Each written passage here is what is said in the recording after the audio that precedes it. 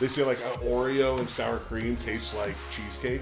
I don't know if it's necessarily legalized, but it happened. And that's what's crazy is that you can make that argument for non-cult aspects of society. Exactly. Where it's like, do you have any positive feelings towards that life that you left and are against, obviously, but is there any sort of gratefulness towards anything it gave you? Or I'd hear stuff like weird religious stuff like, oh, you need to have 3 wives to go to heaven, right? Is just complete hypocrisy. We're going to be calling this podcast While We're Here because there's 2 different levels you can interpret that on, and I think it'll just be a lot of fun to kind of like break it down, learn people's life stories, and just to have fun discussions focused around while we're here, you know, what our focus is, what our goals are. And I think this one's going to be extra fun because I asked Chris to lead the podcast. He's got lots of fun questions we're going to be going through. I feel like a huge goal of mine is to be able to understand what it is that I truly want so that I can truly be free. Because I don't think people are going to be free if they don't know what they want. They're just going to follow the masses. More than most, I would assume, understanding of what it is and what it is not to have freedom in what you've experienced, I'm sure. Oh, yeah. You got to... love yourself before you can expect others to love you, right? So, so you gotta figure that out. Yep. Okay. When's your birthday? It's in December 11th. Yeah. December 11th. Okay. Yeah. So I was pretty close to Christmas, baby. I got a lot of my gifts mixed up with my Christmas gifts for sure. That's the worst. Right. I pity you. That yeah. Did you get like a big gift then usually, or like was it a lot more? I have a lot of siblings, so no, there wasn't a whole lot. Yeah. It was more like separating them and splitting them up. Like one sock on the 11th and then the other sock on Christmas. No, it wasn't that bad. Okay. No, I still got like, you know, a remote control car, and then I'd get like, you know, the big stocking of gifts for Christmas and stuff, you know. It was still a good amount of gifts. My mom was super good, and looking, as a child, I always was a little bit upset about it, but looking back, I'm glad it was less work on my mom, less stress, you know. It got to take a little bit off of her plate. So, and I didn't even notice it for most years. Probably wasn't until I was like 15 that I started realizing, all my Christmas gifts were cut in half. Sure, yeah. But and then you get old enough where you don't really care as much. Exactly, yeah. Like getting socks for Christmas eventually becomes the great gift, you know. Or one on Christmas and one a couple weeks earlier. Right. And you're 27 years young. Yep, 27, almost 28. Do you feel 27? Almost 28? You're not almost 28. It's 6 months away. Okay, I'm 27 and a half. Yeah, there you go. More accurate. I round up all the time. I round up like 10 years. Well, I round up because I hate when I change and then I like keep calling myself the year younger and stuff, and it sounds like I don't know how old I am. Plus, it's hard when people ask you how old you are to do this many's and then do like a half. Right. So you just have to round up. I get that. Oh, yeah. Yeah. Definitely. All right, 20. Do you feel 27? Definitely not. I feel like my brain tries to stay stuck on 25 because there was so much of an emphasis on 25. You know, the fact that it's like feels like the quarter of the way through your life. You know, life expectancy. Like when you round up, you just say 100 is their life, and then 25 is a quarter of the way through your life. And you're always told 25 is the prime of your life. That's when you're supposed to be the healthiest. That's when there's just all these expectations with being 25 years old. Yeah. And I don't feel like I got all of those. I didn't feel like I was at my peak physique. I didn't feel like I was 25 yet. And so in my brain, I keep thinking like, I got to get myself to 25, you know? Yeah. I don't know why. And there are milestones before. There's the 16 or 13 maybe first teenager. Oh, yeah. And then 16, then 18, then 21.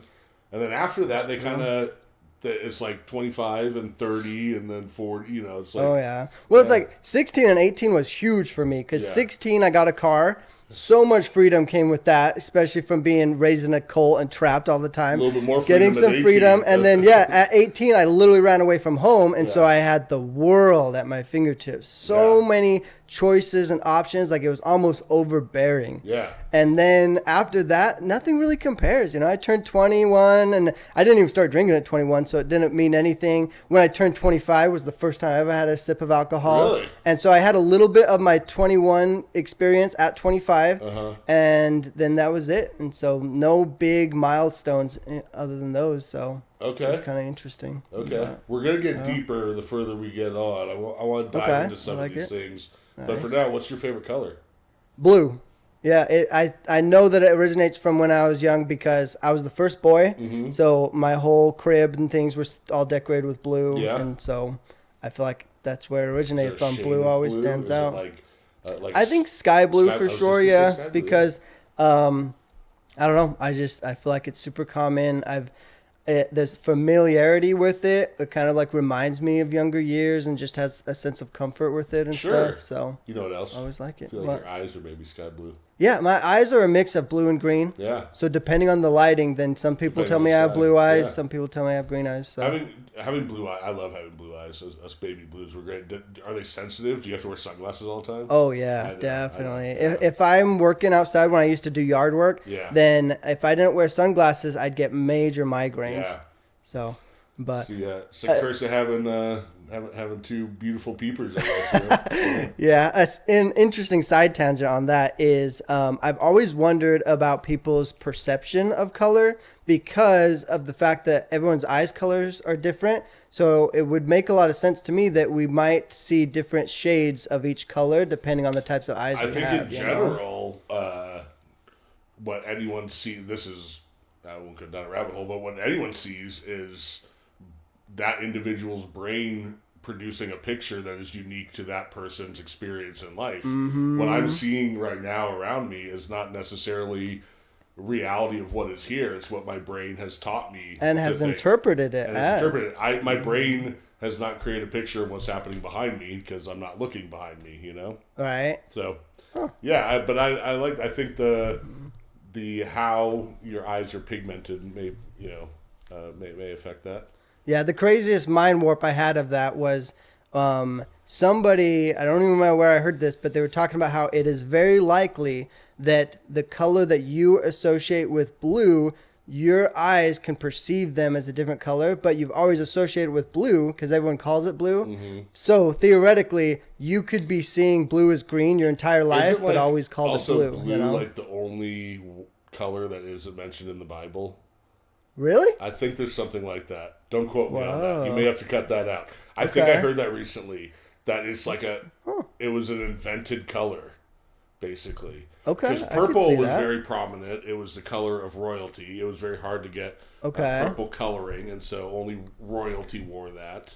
Usually. Really interesting. Blue just wasn't like in nature, I guess, and so it had to be sort of created. What about the sky though? The sky's blue. I don't think people perceive the sky as blue. Had that. Yeah. Interesting. Yeah. I feel like it would have to be a different color because that would make a lot more sense to me with maybe like pink or something.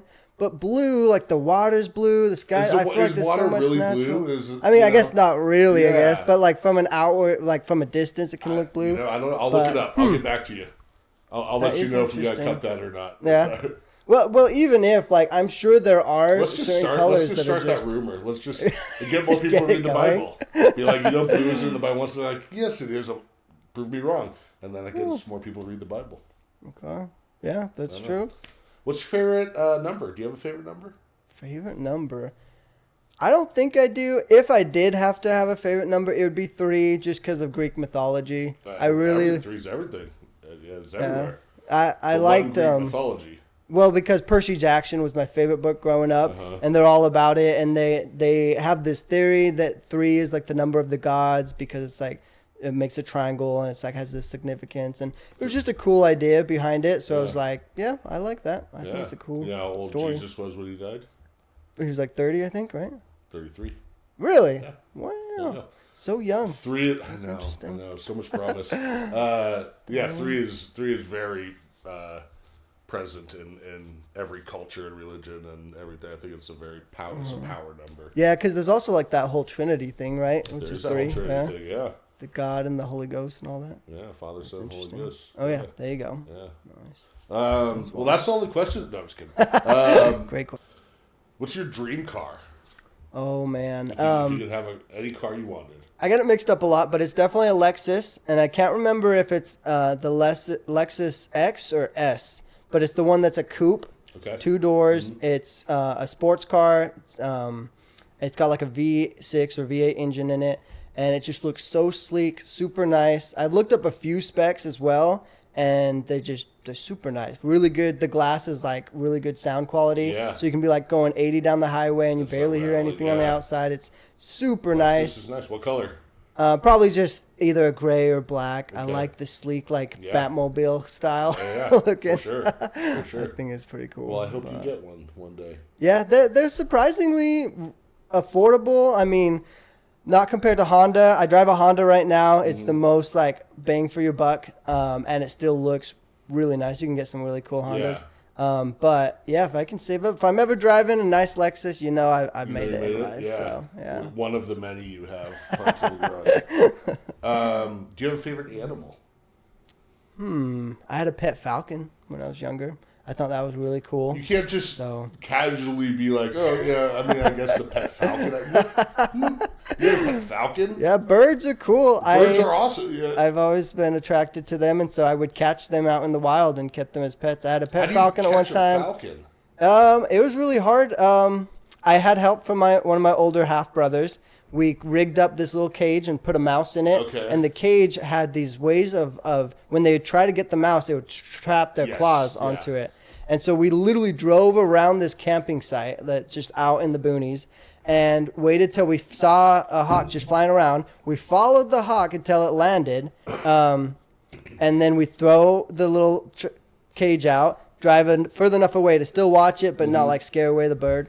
And he flies down, tries to get it, and we drive up really quickly, and he's like trying to fly away, and we've just chased it down and caught it and caged it and put a little rope on it while we'd let it fly around and feed it until it got used to where its home was. Okay. And then eventually I ended up letting it go because I was afraid of getting into legal trouble because you're supposed to have a whole license and all that. And I applied for the license. Were you like, come to me?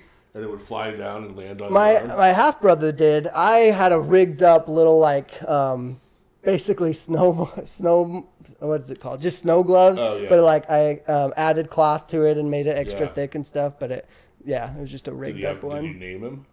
I did not actually. What? Not at the time. I don't know why. I was so focused on trying to figure out how I could keep it, and convincing my mom was really hard. I like built this whole coop thing, so she was like, "Okay, fine, we'll let you have it for a little while," and she would always get mad at me. I was so focused on that. Him to keep it longer? What? Giving it an adorable name. Maybe, yeah. Awesome I should have humanized it, huh? Yeah. Like introduced it to the family and had them all fall in Mom, love. can we please keep Captain Awesome? A falcon as a pet is pretty badass, I have to say. Well, I should clarify. I honestly don't fully know the difference between a hawk and a falcon, so it was one of those. So this could have been like a sparrow, even. Maybe it could have been a large. I don't know. Well, all I know is it had all the features of like a hawk or a falcon, and it had the same predatory style. Sure. So that's how we were able to catch it. I'm sure falcons and hawks are like cousins. I'm sure. Yeah, probably pretty similar, I'd imagine. But it wasn't like it was some crazy bald eagle or something I can get in major legal trouble. It was just like my half brother told me to apply for this license to have the bird, and I did apply, but I was literally 15 at the time, so I never followed up. I never figured out, and then as soon as one of the neighbors complained, I just let it go. Yeah, I can't worry it's about a bold thing to try to harness a falcon. You could have given me 100 guesses, and I never would have guessed that your first pet was a falcon. It wasn't my first pet. My first pet was just as weird, though. No, I mean, unless you count the house mice that we had sometimes. But I actually had a pet iguana, a green iguana. Okay. That was the first pet I ever had. Like that. Mm-hmm. Yeah. Yeah, it was funny, too, because I bought him when he was little teeny tiny, because they're super cheap. You can get them for like $10 when they're small enough. It grew so big that I was offered like $100 up to $200 for it. But I actually caught another wild animal, another bird. This one was just like not a pigeon, but something similar. Put it in the same cage. They fought each other and both died. So I was not smart on that sense. Throwing money at it? No, I was so dumb. I caught this bird and it looked so cool. Like it looked unique, like not like usual. So I wanted it. My two friends. Yeah, and I couldn't let my mom find out about it. So I was trying to keep it in my room where I had the little tank with the lizard. And so I was like, okay, I'll just put it in the tank and it'll be good. No one will know. And they ended up fighting. You introduced your current girlfriend to your ex-girlfriend, and they did not get along. Yeah, it did not go well. Did the iguana have a name? Yeah, the iguana was Max. Max. Yep. Okay. All right. I like I like that. I tried to name it basically after the gladiator guy, Maximus, but everyone called him Max. Yeah. So we went with Max. You know what I think of that name? What? It's a good one. Yeah, Okay. it's good. It's good. Favorite movie? Ooh. It's probably a toss-up between Limitless, which is a movie and a TV show, Yes. and The Giver. Because those are both very deep, not quite psychological, The Giver but like based off a book, I deep meaning. believe. Yeah, I the think I read book. The book is good too. I Yeah. read the book and watched the movie. I actually, for once, liked the movie more than the book, just because the book, maybe because I was young, I liked them both a lot, but the movie did so good at displaying the color I don't think I changes saw the and movie. stuff. I may have to watch that. Yeah, Maybe it we'll was talk about that sometime. fascinating. The only that same thing. Every adapted book to movie I've ever seen, movie's always not as good as the book. Right. Right. I know, Except that's generally the I don't know if case. you've ever seen Big Fish, the Tim Burton movie. Loved the movie. Left the theater. Went straight to the bookstore. Bought the book. Read it. Tim Burton made a horrible book really good into a movie. Like that was the one time for me. It was the other way around. Yeah. Okay. Interesting. Like Do you listen to music thoughts. when you like work out? Is that your? Oh yeah. Yeah. When I work out, when I'm driving places, doing deliveries, working. When I was welding, oh my gosh, put my AirPods in, blast those as loud as they can get, and I just weld for hours and just not even think about anything. Just listen to music. Do you have a favorite song, like of all time, or? All time. Oh man. That's a tough question. I don't know that. It changes throughout the years. Sure. The most recent song that I was just like, oh, this one hits so hard. I love it. Would probably Come Hang Out by AJR. Okay. So it's a little bit old now, but at the time it was just awesome. I loved it. I had it on replay for a long time. And I feel like it resonated so much with me because I'm such a social person. I like going to events. FOMO hits me really hard. Yeah. And so that song's all about missing out, and trying to balance if you should focus on work and hustle or if you should let yourself be more laid back and make more friends and stuff like that. Like, Have you ever watched on YouTube, I don't know if it's TED Talk specifically, but they did a thing about how they recorded sounds around them to make the beats for some of their songs. AJR? Yeah. Yeah, I've seen that YouTube video. That's a cool video, yeah. Yeah, they go to extreme lengths. The subway, like the "Here We Go" is like the subway voice guy. Mm-hmm. Yeah, it's so cool the things. Have you ever seen him live? Nope. Have you been to a live concert? A few. But the first one I ever went to was when I turned 17, right before I turned 18.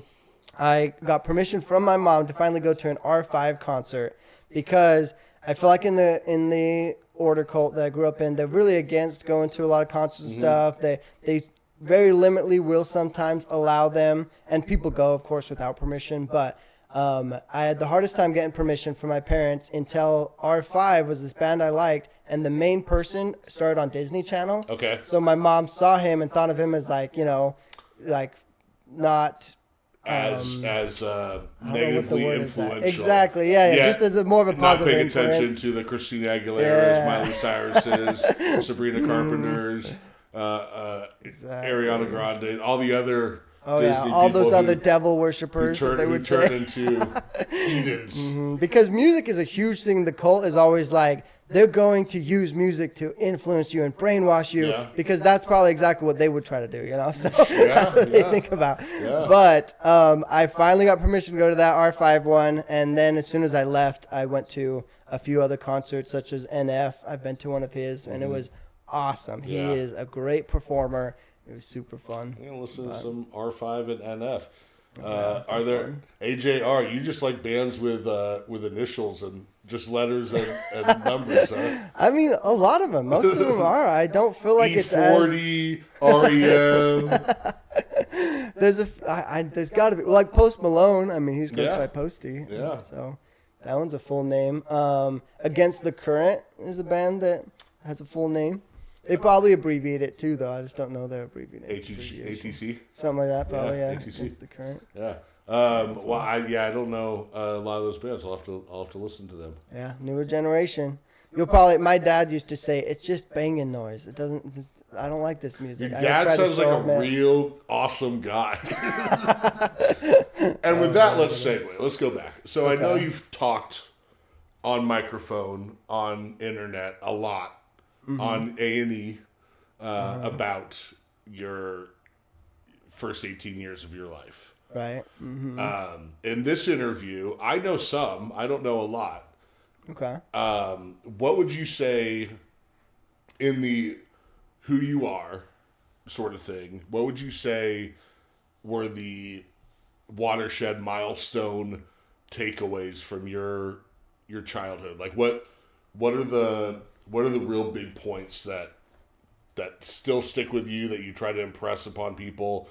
You know, because you tell a lot of stories about anecdotally how this situation was seen as problematic or what made you want to leave, and enough the sum of its parts seemed bad. But what would you say is the umbrella thing that kind of in general made you feel like it formed who you are today, and the things that you will always keep as part of who you are in a good way, and the things you never want to go back to and want to kind of steer people away from, the bad things. So, All right. Yeah, that's a good one. If I were to say my favorite message to take away from my whole childhood experience is that you can essentially go through hell and still make it out okay. And I think that if that's something that I hold on to a lot, because no matter what, whether the times I was in a cult or out of a cult, there was always struggles that I went through. And just knowing that you can turn your failures and turn your struggles into something that can help you to learn from and help you to still be a success at life, that's the biggest takeaway I think I could get from anything. And throughout my whole life, I tried to like summarize like what was the reason. Like sometimes I fall into this little rabbit hole of life's so unfair, like why did I have to get born into a cult and things like that. But at the end of the day, I try my best just to take from it the fact that it doesn't matter where you are. If you're born into poverty, if you're really in some crazy situation, abusive parents, then there's still a chance for you. Like you should never lose all hope. You can still make something of it.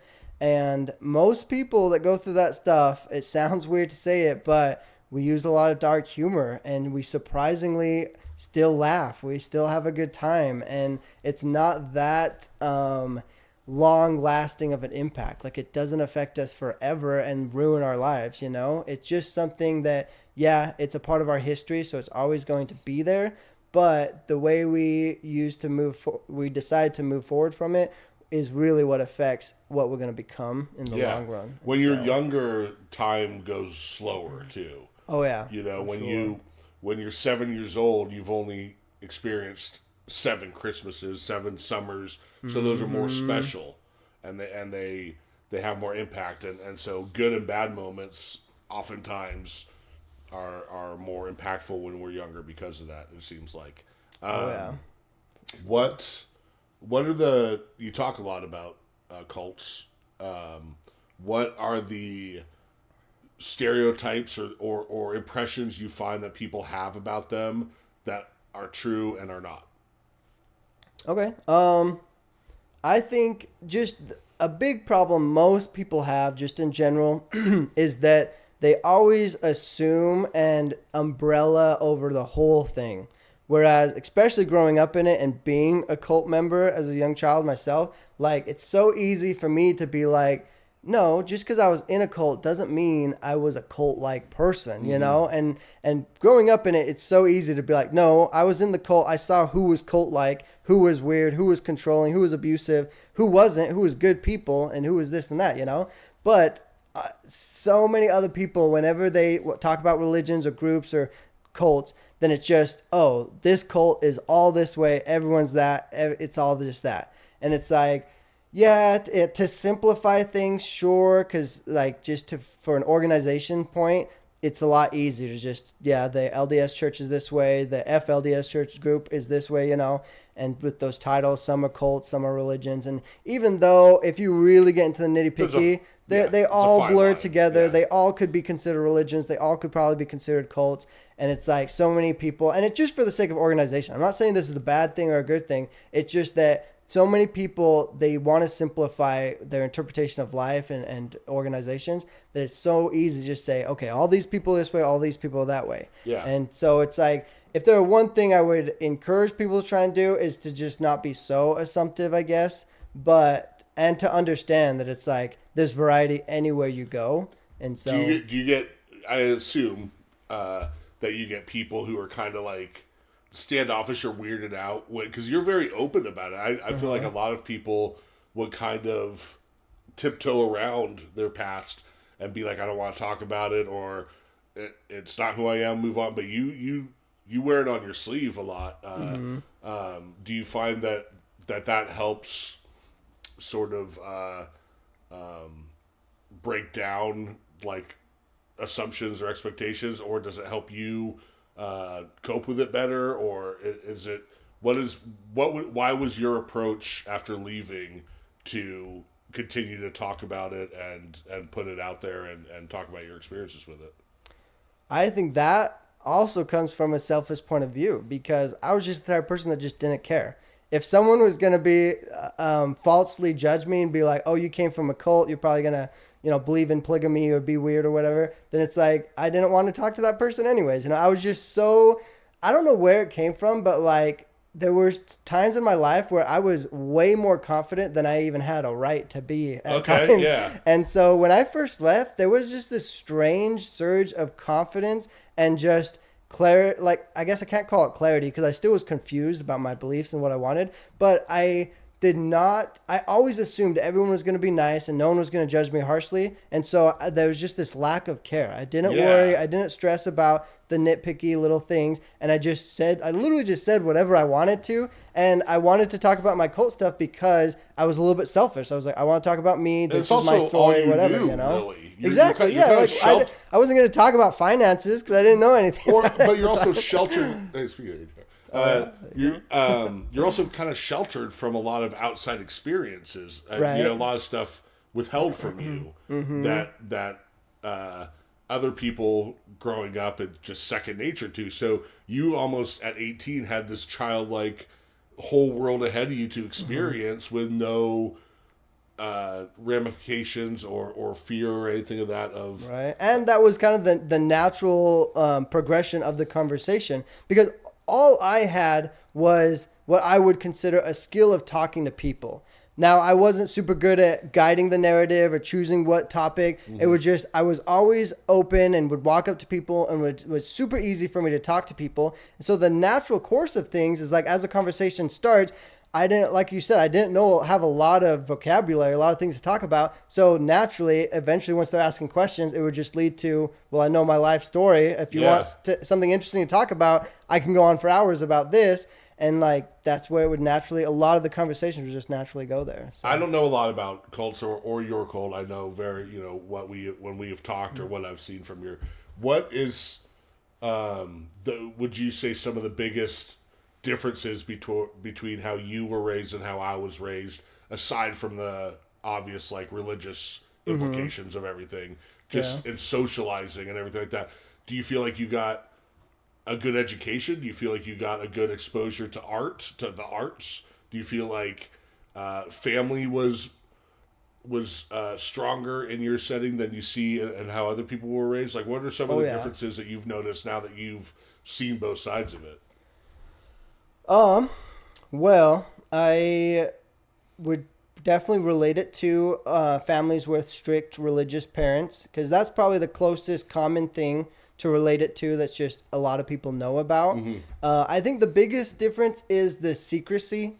Growing up, at a very young age, being told, like, there were some years in my life that we were even told, like, oh, we need to be very secretive about who your dad is. Like, make sure you're careful about how you talk about your family to people. And, we were kind of like coached on certain things. Like, oh, if they ever ask where your dad is, just say he stays overnight at work sometimes, has to work late hours, blah, blah, blah, stuff like that. And were you taught that, like, the other was the villain? That there was this sense that there were outside forces who were trying to ruin this great thing that you guys had? Oh, yeah. Like the adversary. I felt like the adversary was kind of the go-to answer for anything. If there's ever like, well, why do we need to do this? Or we're taught not to lie, but why is it okay here? And it was always just stuff like that, like, well, the adversary is going to try to get us in these ways, and we have to, find our own way to make sure that adversary doesn't get, his way. Yeah. And we want to be able to I think still I've do seen what we want. on some of your other podcasts, you talk about that even mentioning or coming off as maybe you might be leaning towards someone who might stray or leave was like, not feared might be too strong of a word, but very much looked down upon, that you almost had to have your other layer of secrecy if you didn't step in line with what you were going through. Like you had to, with you would be kind of shunned from the group, or not even if you decided to stay there, you kind of were outcasted from the community, it seemed like. Oh yeah, there's like a whole nother level of your inner thoughts, basically. Right. And this is one of the reasons why I feel like I'm not so hard on people that tend to contradict themselves. Because when I was in the group, if you could have heard my inner dialogue, I would have been considered super hypocrite, you know? Because like I'd hear stuff like weird religious stuff, like, oh, you need to have 3 wives to go to heaven, right? And my inner dialogue would be like, that's stupid. Why would the number of wives, like maybe if you're like righteous enough and then you get multiple wives, like my whole inner dialogue would break it down and say what I actually believed. But then when I would talk, I would double down. I'd be like, well, I want to have 6 wives because then I make sure I'm extra righteous. Doubly righteous. Different stuff, like what comes out of me after filtered through my inner dialogue is just complete hypocrisy. Well, especially as a kid, you're still developing your brain and developing who you are and how you think, and then to have on top of that a layer of sort of dogmatic rhetoric, it's got to be very confusing, you know. It did give me one skill set though. From a young age, I've always been forced to filter my thoughts. So I feel like it's super easy for me to control when I do or don't swear, when I like need to control my temper and stuff, because I was forced to as a kid. And that when you develop that at a young age, I feel like you get even better at it as you get older. Yeah, so it's like learning teaching a second language to kids. Exactly. Do you feel like you guys could have access to the internet and stuff? Yeah, it was a lot more monitored than I think what most people would be, but like I remember hearing Jake didn't get a phone until he was most of the time it's typically supposed to be once you can start driving and run errands, they give you a job for work purposes only, theoretically. But again, that's where it's kind of skewed a lot, because the group will teach you, make sure it's all monitored by the one above you. Yeah. So you're always getting permission, and that's how they kind of filter it. But every family's different because they have a different leader above their household. And so some of them will be like, oh, iPods are okay, I'll approve these certain songs or whatever.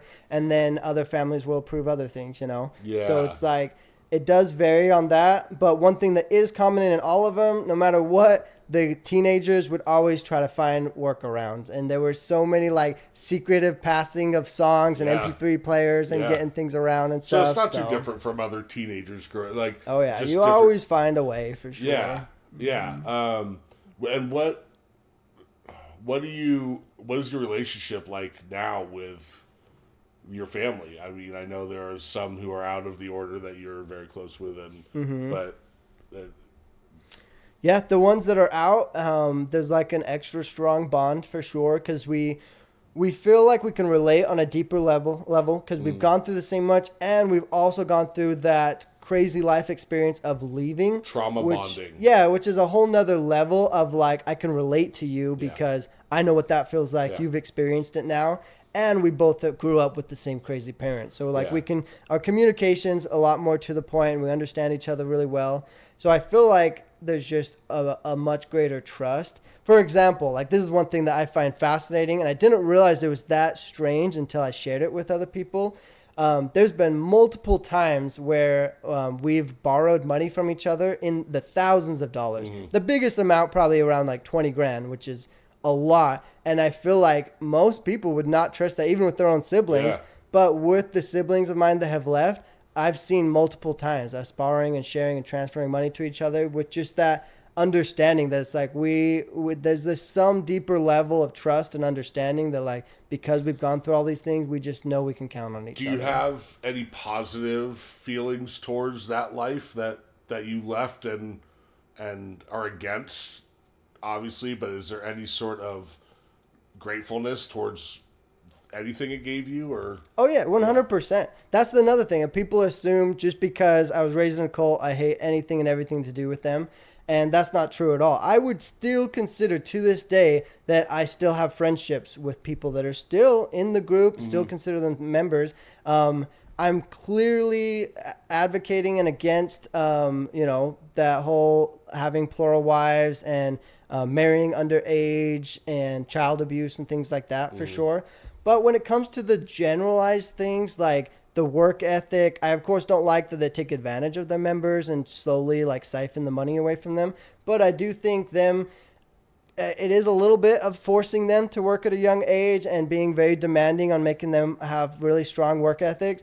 But to me, that's one thing that I would be okay with. Like, that's not the problem I see with the group. Yeah, I think work ethic is fine. Having a family-centered goal is definitely seems like a good thing to me. There's faith base. I mean, you still are religious, I assume, right? Yeah. I more consider myself spiritual now, but it's like as long as it's not forced. The problem with saying the faith stuff is that they do have a hard line of you have to believe in our faith, otherwise you can't be a member, you can't be associated. Right. So to me, that's where it's too forceful. And they always counter it. They say, we're not forcing you, you just can't come to church if you don't believe what we believe. Yeah. We're not forcing you to believe it, but you just can't. So they're drawing their line, and it's true, they're not necessarily forcing, of course, me as an individual, but they are forcing every kid that's born into it to have to go through that. Otherwise they get disowned or they won't get treated properly and stuff like that. So there is a sense of force, even though they claim that there's not.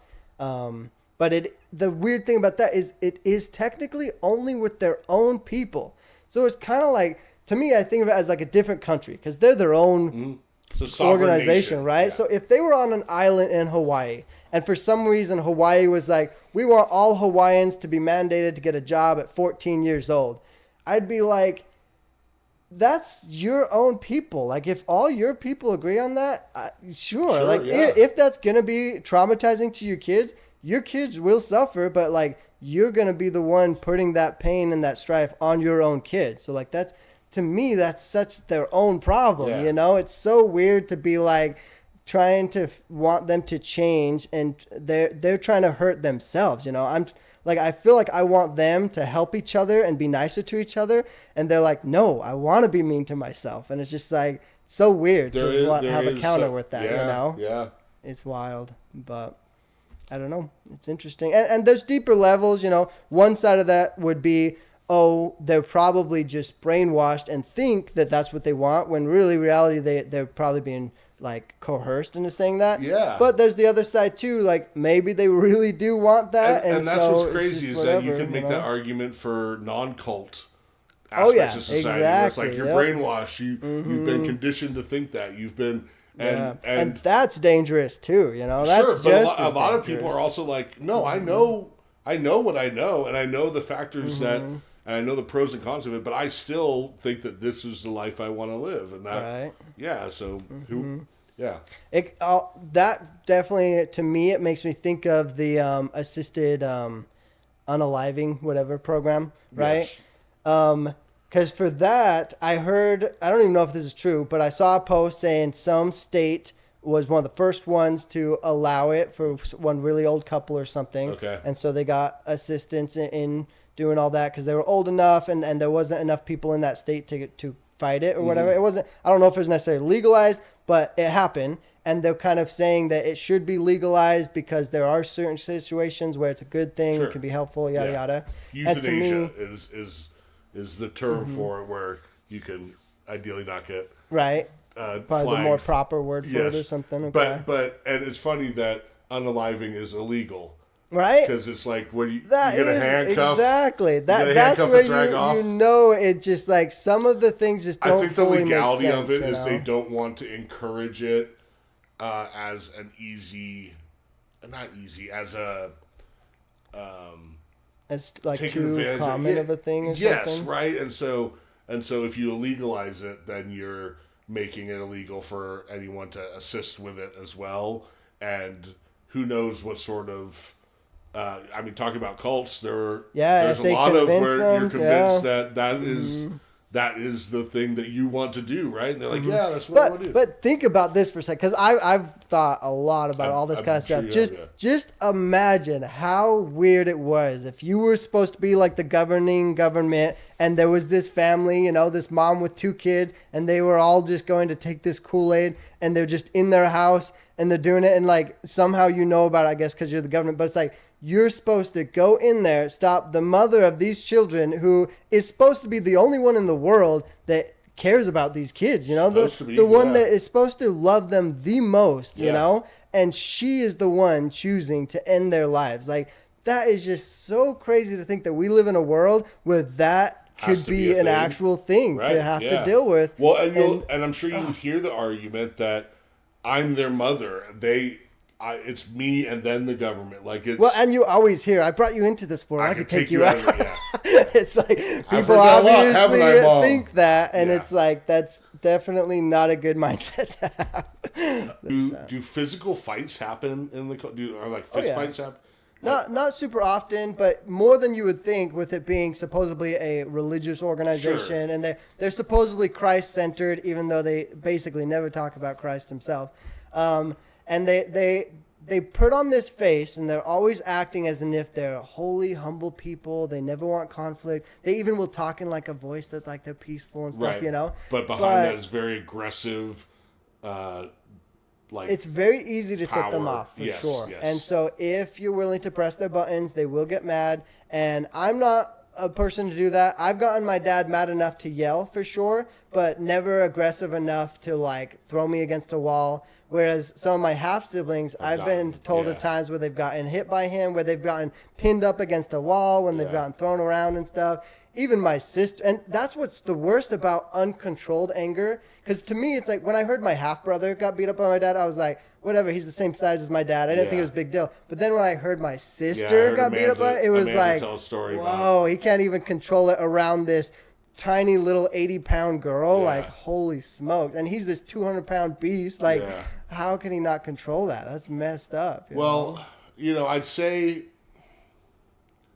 do you journal or anything? Do you? Oh, yeah. Definitely. Yep. Yeah. I like journaling. I like getting my thoughts out on paper. Yeah. My advice would be, if there's something that you need for you, that he needs to hear, that you think will go the way you need it to go for you, then consider that. But otherwise, I think arguably your best and most rewarding half of your life has been the second half, and that's something to not dwell on or feel like you need to go back to, right? Yeah, and I don't ever want to beat myself up about whatever happens. The only thing I have a little bit of reserve in is that I know for a fact my dad has done some bad and harsh things, but the older I get, the more I'm super forgiving about all these other people that have done crazy things and harsh things that I'm like, I just fear that as I get old enough, there will be a time where I'm like, when you compare it to all the horrible things his dad did to him, all the circumstances, it's not quite as bad as it seemed in those moments. And I'm sure he's not an evil person. Right. I think he may even be a victim to justification and things that he was made to believe. And I'm sure there's a lot that he knows that is BS that he's... Well, yeah, and there's subconscious levels too, because here's the funny thing. Like, I borderline hate my dad. I don't have like this good relationship with him or whatever, you know. I don't know if I'd go quite as far as saying I hate him, but clearly I don't have a good relationship with him. But there was multiple times where this happened, where somebody said something like, oh, your dad's just a sex trafficker, or your dad's a sex whore, or whatever, and I would be like, you talking about my dad like that? Like, nuh-uh. Like I got a little bit defensive, and I'm like, whoa, I still feel the need to defend my dad sometimes. Well, because he is a part of you, like, physically. You know? And I feel like so there is some subconscious level, there's always going to be this, like, something there, you know? And you asked earlier, like, what my perspective of cult, like, the show Big Love was what my perspective. Do you ever watch that or know of it? I've seen like the trailer, but I've never actually watched it. That was like obviously a fictionalized version about a polygamous cult, and so that was like my... You've never seen Sister Wives? Why would I watch Sister Wives? That's true. It's not a very good show. Yeah, I'm talking about a like a Showtime HBO level, probably Emmy winning or nominated show, and you're talking about a Bravo or A&E like. Yeah, I don't know what it's been on, but you know what's crazy? Sister Wives went on for 19 seasons. I know there's a lot. Crazy. Most of those shows do. Most of those, because those shows also, the format of them is how much actually do you see in an episode? It's all teaser to after the commercial break, and after everything's dragged on. It takes forever. Yeah. So that's why I can't watch those kind of shows. What aspects of that life do you feel like will always be with you? I know you said the sense of family, spirituality. Where are you at right now with your spirituality? What would you say? Do you go to church? Do you pray? What's your relationship with a higher being? Okay, yeah, I definitely visit churches. I go to the LDS church probably the most often, although I still go to other churches because I want to expand my understanding on religion, on people's beliefs. I want to nitpick, take what I like about this religion, what I like about that religion. Whatever I don't like about the religions, I leave them there. We call those cafeteria Catholics. Yeah, that's pretty much. Yeah, but it's not. It's not Catholic specific. No. That's what we. Whatever. My faith base calls that. Okay. Yeah. Just kind of going whatever. But and you don't need a label to say I am this. Well, I definitely. It's weird because the labeling thing is what's so hard for me because I get it where everyone's like, oh, you're not truly one of us unless you're willing to wear our label. But I also don't like that because of the sense that the label that they're trying to portray is that everyone that is considered baptized or considered a member is a certain type of way, where that's not true, and it's never going to be true. Right. I think part of that in dogma, in religion, is making an oath, signing a contract, like a spiritual contract. So I see the benefit of that because I think there is something to say. Otherwise, you could be wish-washy, right? You could be like half foot in. Whereas if you say, this is my creed, this is my oath, this is my label, this is who I am, it's harder. And I get the negative skew of that, but I think the positive skew of it is, I think it's harder to be sort of half-assed in it. You know what I mean? Like, that's why I think a lot of religions have those sort of things where it's like, you have to grow your hair out, or you have to wear this, or you have to do that, or you have to say this, or attend this thing like this, or fulfill these requirements, or you are not. And I think the reason for that is it shows some sort of discipline. Same thing as going through boot camp or going through the army, is like, you can't be half into that. You can't be like, oh, I want to do that, but I don't want to do this. Like, in order to be this soldier for God, you have to go through these things. And I agree with you. I'm very much the same way where, there's nothing I've found yet that I'm comfortable doing that with at this point in my life. I'm still trying to figure that out. So I think that's the pro and con to it, personally. But right.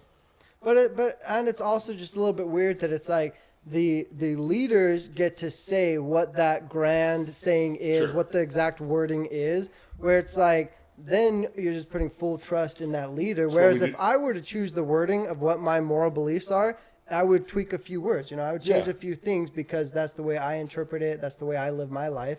And so it's like, to try and ask and expect everyone to live a specific way, I don't think that's impossible. I think people definitely can. But then to try and associate it with a name badge that everyone wears and a type of membership everyone has. Yeah. I feel like that's where it just gets too nitty gritty and too complex. It's not too dissimilar from our government, though. Also, right? Like, why do these people get to be the ones who interpret what the laws, what liberty means, or what freedom means? That's also crazy. Yeah, too, politics is a religion too, and all that stuff. Yeah, so there's a lot, and so it's too hard to just ignore all of the issues with so much of the small little specific rules. I still, to this day, will tell people that I like the Mormon Church. I still go to it. I still have lots of friends. And the underlying theory and idea of religion that's supposed to be peaceful and do good and help others is great. I think it's good for society.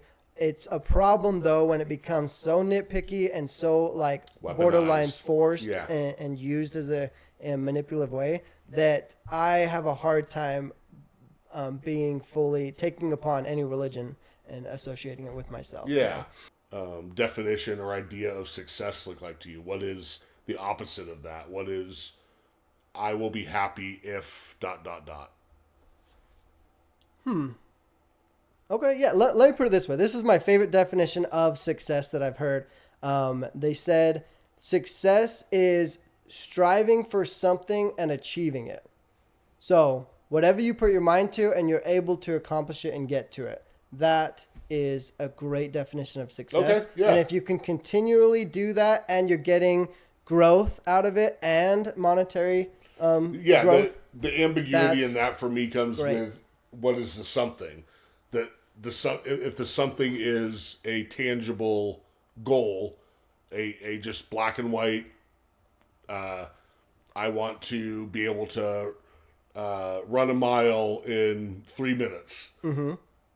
That is a goal you can reach, right? But Right. if your goal is more abstract than that, then that's where the definition of success can get muddled, right? Mm-hmm. And that's why I think it needs to be able to be changed to each individual, because only you are going to know what will give you that dopamine release of feeling successful. Yeah. And that's the goal. You need to make sure you're doing things in your life that's going to give you satisfaction, that's going to give you confidence and make you feel like you're doing what you need to do, Yeah. like you're successful. So what is happiness to you? What does that look like?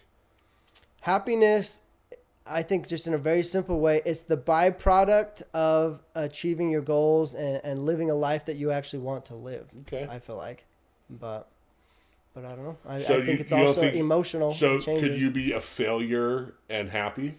Oh yeah, for sure. I think you can. Okay. I think most people have experienced that. Like, Yeah, but that kind of goes against what you were just saying, where Well- if happiness is tied into achieving your goals and well, it's a byproduct of that, Right. but it can come whether you're accomplishing them or not. I just feel like happiness is probably more likely to occur if you're accomplishing the things you're setting out to accomplish. Yeah. I would think. so yeah. But to Yeah. me, it's more like your body's filled with emotions and whatever you want to call it, energy, vibes, whatever. And it's like you can't choose for your body to constantly be happy unless I Yeah. guess you're shoving dopamine in you somehow. You're also But- 20 years younger than me, and I could tell you that your definitions of success and happiness, I'm sure, will evolve and change Oh, yeah, for and sure. adapt over time, which is great, which is how it should be. Yeah. Right. Well, and just like that, because like right now, monetary gain and success, I feel the need to attach it to everything because that affects everything in my life right now. When I'm retired, I don't think anything with money is going to be in any of my goals at all. I think it's going to totally shift. But right now in my life, money affects my day-to-day. It affects my mortgage. It affects my business. It affects everything. If you didn't have any money, if it all got taken away from you, do you think you'd be okay? Yeah, I think I'd still I'd have to completely alter my life, but I would find a new goal and new things to Yeah. go towards. Yeah. Like you have family that you love, right? Mm-hmm. And that was something else I was going to ask. Who would you say are the most important people in your life? Oh, for sure, my sisters, yeah, and my brother. How many sisters? Cami, Amanda, Rachel, and I'm then sorry? Jakey. Cami, Amanda, and Rachel. Those are the three. My three Cami, older Amanda, sisters. and Rachel. Yeah. Mm-hmm. Okay. And there are a few half siblings I would mention, Or but Cami and Rachel. they've asked me to keep them out. It's fascinating to me that we are very different from each other. Really? Okay. Yes. And yet we get along, I feel like, very well, right? Yeah. And I think there are those sort of foundational things that kind of we can connect and relate to. But it seems like you are driven mostly, like almost fully, on a success drive. Like everything, and I wonder if that is that work ethic that was instilled in you in the order when you were young, and that if that probably. was the seed that was planted, that yeah. And so I'm curious to see where you, and at 27 only, I'm curious to see where else you go in life and how your definition of success evolves or pivots because I think you're going to be successful. And I just hope for you that you don't discredit the success you get for what it really is. You know, a lot of 27-year-olds haven't bought a house, don't have a podcast. A lot of 18-year-olds aren't mature enough or brave enough to sever their entire life and go out into a strange new world. It's crazy. Yeah. So I am always curious, and over more talks, maybe we can figure out or help me understand what it is that really makes you tick different than most people, because I think a lot of people don't operate the same way you do. Yeah. And to this day, I don't necessarily know if it's going to be a good or a bad thing, but I do love the fact that from all my past life experience and through all the things that I've learned, I can confidently say that from a monetary perspective, I am sure I'm going to be successful. Like I've run the numbers, I budget, I've done everything throughout my entire life to make sure in the long run, I will be financially well off. Yeah. And so I know that that's going to happen. The only variables now is what avenues am I going to take to get there? How penny pinching am I going to have to be versus how thriving am I going to be throughout my business endeavors and stuff like that. But no, I'm very good at pushing off satisfaction to make sure the long term is where the payoff is at for sure. So what would you say your greatest weakness is? Because I think that I think you wear your strengths on your sleeve. I think you, through your already success and overcoming a lot of aspects that life has thrown at you, I have yet to see or determine or be able to take a guess at like, oh, this is his flaw though. This is his weakness. Oh, give it time. I'm super confident. My biggest weakness is I'm not as sympathetic as most people are.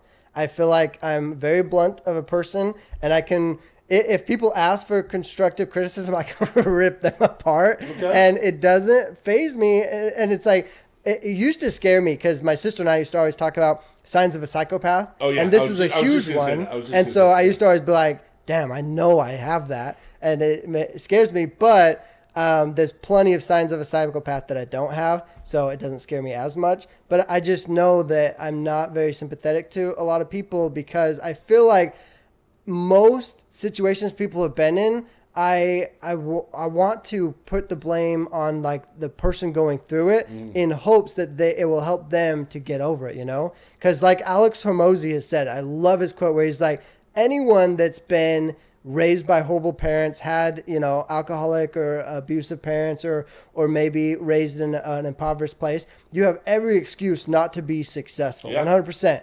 But you also still have the capabilities of being successful.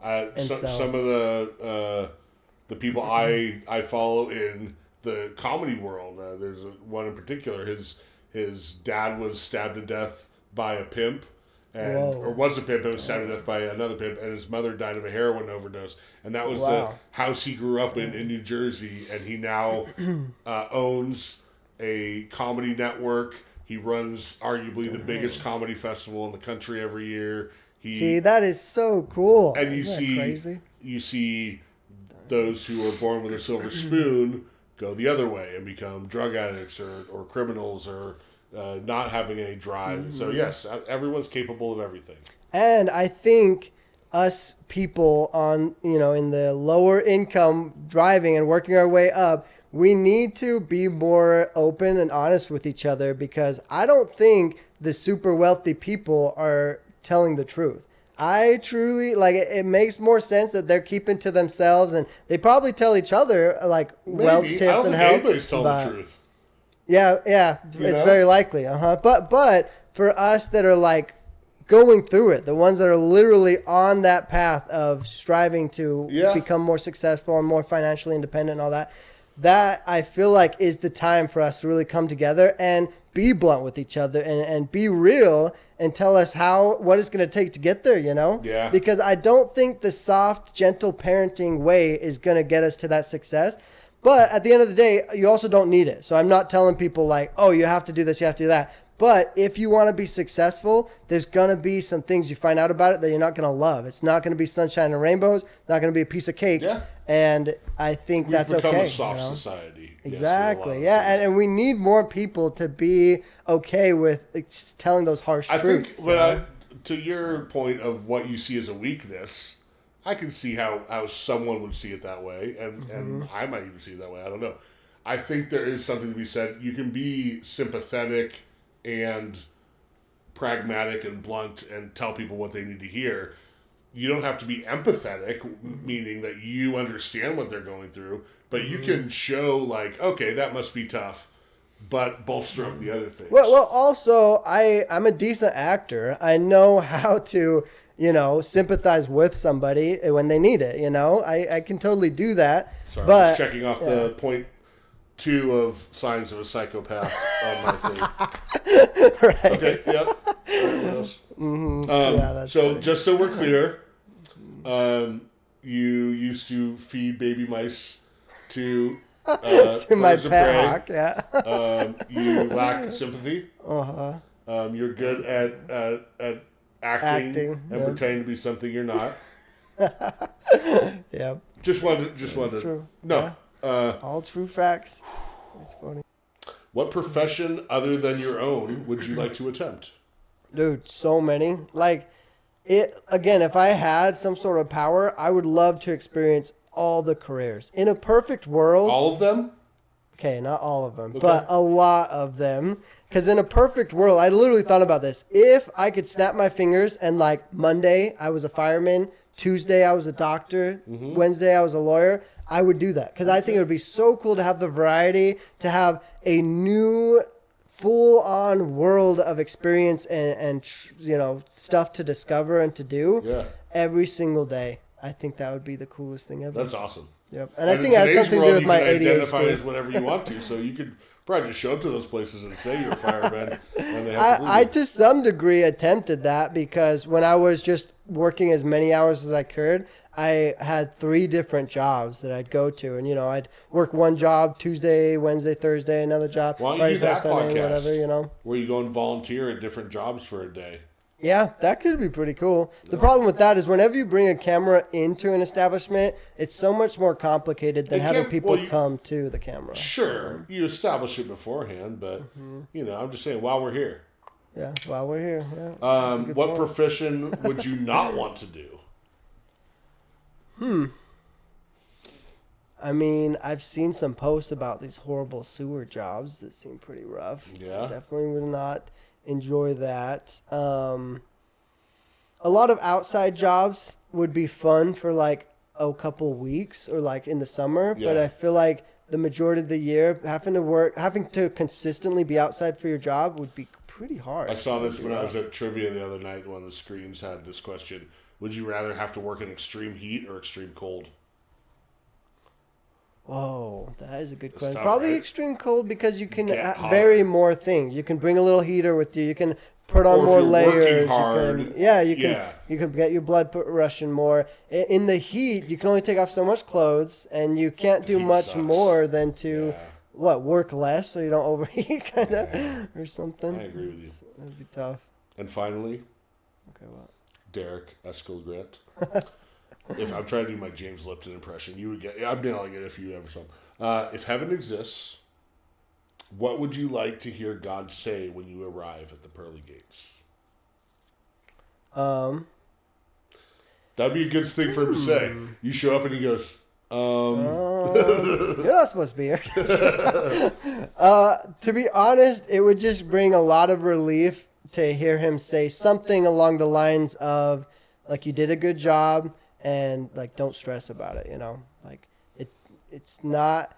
Nothing is as big of a deal as you make it in your little human brain. well, at that point, it's not anymore anyway. 'Cause Right, exactly. It's all over. It's like, no more stressing. Just whatever happened, happened. Like, you're at the end of the game now, so just relax. Don't stress so much about it, I guess. those are the 10 questions. I want to end Those are with, good. what didn't I ask? What do you feel like... I'm a little surprised you didn't go into more about, like, how many wives did your dad have? Like, what's up with so many half siblings or stuff like that? I can ask a about lot of that. people are curious about that. No, but You didn't. Did though. you have a favorite? Was it because? Did you have a favorite dad wife?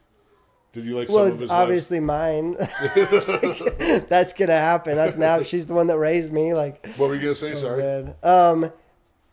What made you go down the path that you chose of these questions? Basically, like, was you kind of? I watch a lot of interview, more comedic slanted podcasts. Okay. And over time, they're questions that I ask people in my day-to-day life anyway. And I wanted to mix in obviously some fun, silly ones, and didn't want to get too deep or, not any offense to you or me, boring. Like I didn't, but I also know that this could be a good teaser for what future conversations there are to come. Okay. And so I think things will come up naturally, and a lot of these things. There were so many things, the answers you gave, that I wanted to talk for an hour just about those answers. Oh yeah, a lot of them can go off. And hopefully when you rewatch this, it can trigger you to think of like, oh, I want to talk about that more. I've thought about that more. Or when other people watch it, they can ask those questions. But I have also a lot of questions I'm kind of saving for the Patreon one, ideally, that I didn't touch upon. But I am very curious about a lot more of your past, present, and future. I think there's a lot to explore with you, and there is a lot more. I could ask you questions for another many hours. I just don't want to give you a lot more to edit or people to watch. What do you take more interest in, though, when you were like analyzing it? Do you feel like because I like that you said the past, present, and future, is that one of those categories that you are like more curious about or like piques your interest? For you or for people in general? I mean, for you personally. Present. Yeah, the present. Okay. Yeah, because I think the past, Nice. the past doesn't define us, but it has entities that built the house that we are. You know what I mean? Right. Like, I think the future is so unknown, and I personally don't try to put too much thought into mine. And I think a lot of people do, and I think that's great drive. I think you do. I think that's where we're very different. Okay. I think that's also an age thing. I think, but I've also gone through a lot. When I was your age, I was writing for a Comedy Central show, and nice. my future was very like, oh, it could be, and then when it wasn't, and then I got another taste, and that was taken away, and then I kind of developed into this. Maybe I just need to focus on the now and realize I can't always determine or control what the future is going to be, and so thinking too much about that, thinking too much about what happened and it dwelling, both those demons distract me from focusing, enjoying, or taking advantage of the now. Right. And that if you do that more, the past will make sense as to why it happened, and the future will unfold the things that really are going to be awesome for you. I was going to say we have talked about this, but since this is the first episode, we will talk about this. Okay. That I don't believe everything happens for a reason. I think everything happens and you make reason out of it. Oh, yeah. I like that. And so I think you can make your own reason. I think you can make your own future. I think you can set all those expectations, and it's not going to go the way you planned. And preparing yourself in the now to be prepared for that when it happens is more important for me. That's my thing. Yeah. But you're young and you have a lot more drive than a lot of people your age usually have, and I'm very curious as to I'm still very curious about your youth, your schooling, your what movies you were and weren't allowed to watch, what games you played with your friends, what trouble you got into, what was a day in the life of you like. I have hundreds of questions. That can go into a lot of funny stuff. My parents were considered kind of bad because they gave into movies all the time, and I watched the movie Saw as a very young kid, and it was horrible. I hated it. Yeah, that's That's not one I would have put on for my kids, but Right. you know. Mm-hmm. Yeah, there's a lot of. I didn't want to talk all about cult things because I know you've touched upon that, and I know that's not who you are. Like I'm curious as to like what, just in general in that situation, the day to day or the normalcy was. Because and the reason I don't ask that is because my day to day and normalcy as a non-cult normal person is not normal to what other people experience in their life, you know, and so Right. and I think we all have our cults. Isn't that so funny though? Because it's like the point in this podcast is to be interesting, entertainment. Yes, it's nice when you can take something from it that can help you. You can apply it to your life, but I feel like my brain is so like it'll get so attached on something that I find fascinating that has nothing to do with my life. No way I could possibly implement it in my life, but I still can get so intrigued by different topics and discussions, you know? And it's weird to me. I don't know why that is, but it's that's curiosity. just a part of life. I think we're naturally curious and we're bored with what we already know, right? And we want to True. We want to fill that the tackle box with tools of what if this and what if that, and that's why I wanted to throw in some of those, you know, what would you do in this situation or this silly I know, I like that. That's fun. You know, Mix it up. If you found a genie lamp, what would your 3 wishes be? That sort of stuff, and I want to continue bringing those up here and there. I'm God mold number 7. That's what I tell people. So you got lots of those doppelgangers you just made a out shit there. ton of us and just sprinkle us out there. Fat bearded white boys for everyone. I get you look like my best friend's brother in high school. You look like my cousin. Are you so? I think it's the beard. The it's beard definitely that. resonates so much. It's the whole aesthetic, and that's why I'm gonna get into a life of crime because I could probably get away with it, right? Because it's gonna be able to identify you.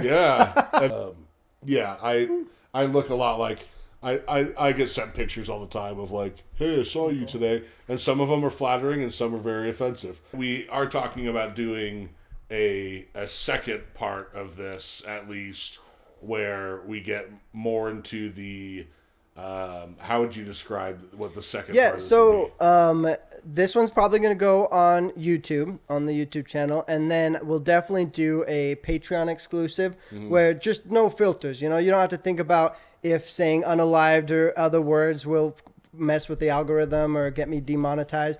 Patreon's cool because it's just a place where people can go and the people themselves can subscribe, they can donate, they can put whatever amount they want towards it to basically help out my channel and encourage more. And that's going to be the one where if you want to know really the more off-limit questions that I might ask. Right. When it comes to the Patreon, the whole goal of it is unfiltered, to be as just authentic and sometimes disturbing, sad. Like the reality of life is that there's a lot of sad things. On that point too, if you guys have seen me and Amanda's stuff long enough, you know there's been multiple times that we don't see eye to eye. Even my sister Amanda that has grown up with the same parents. We both left the same cult. We both experienced, living our lives on our own. We still don't see eye to eye. And we've argued online multiple times. Yeah. And I don't think that's a bad thing. I think you should feel comfortable enough that you can agree to disagree. You can say your opinion even when you know the other person doesn't agree with it, because that's the whole point. You're your own individual. You're going to see things differently. And if you're around someone long enough, guarantee there's going to be something you guys see differently. You should. And that's okay. You should. Sure. Yeah. We seem to have this addiction to avoid discourse. Conflict and stuff. Conflict. Yeah. And we live in our own little tiny echo chambers where we only, and by we, I don't think you and I do this, but people want to only see what is pleasing and agreeable to them, and you don't grow like that. Oh yeah. Well, even with us, I think on our first recording day, I was a lot more lighthearted. I think I wasn't as bringing up as extreme topics. But then once we did our drinking video, then it was like everything was on the table. Check it out on Patreon. Yeah, that one was a lot of fun.